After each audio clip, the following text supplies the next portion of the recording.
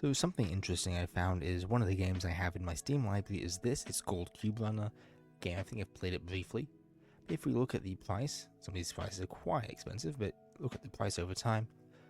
Quite often it goes on sale for basically nothing. $1, $1.60, sometimes even less than that.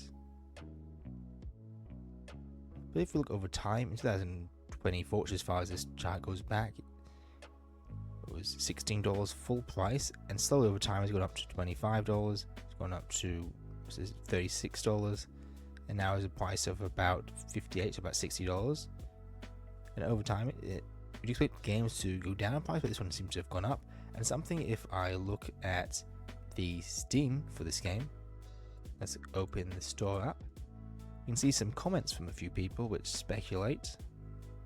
These good ones, but here it says $2 because that's what it's worth, so that's saying it's not full price. Machete cheap scam. Then if we go a bit further, let's go show negative only. Side scroller, it goes €2 on release, now 40. So that seems to be the reason it's being increased to such a high price. It's €40.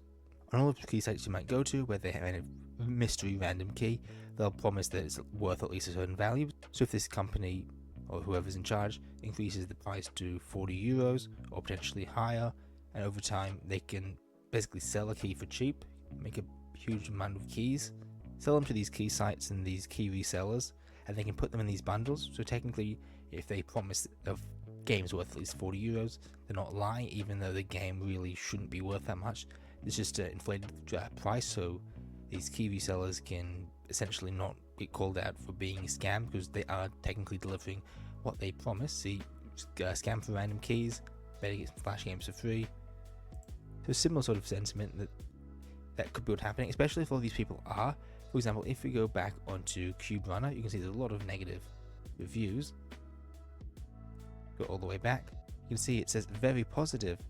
Now that's probably because no one is buying the $60 version.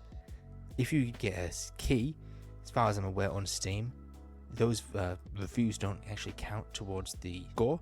So if we look, recently posted views is all negative. There's one positive, but it says false marketing.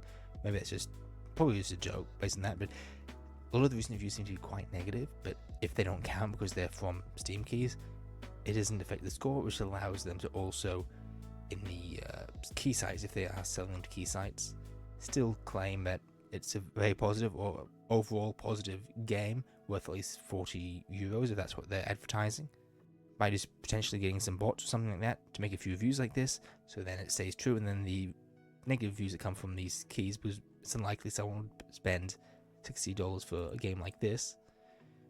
It's a pretty basic game.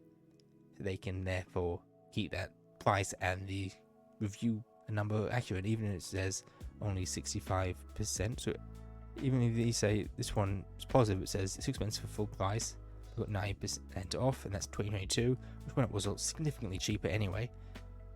Again, somewhat frustrating. Simple and cheap. This is 2017, so that was when it was only a couple dollars.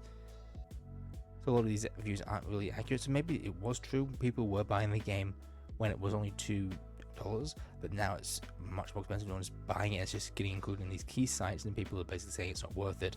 So that's it for this video. If you had any experience with games like this or sellers like this, if you like the video, comment down below your thoughts and reviews, and subscribe so you can see videos like this in the future.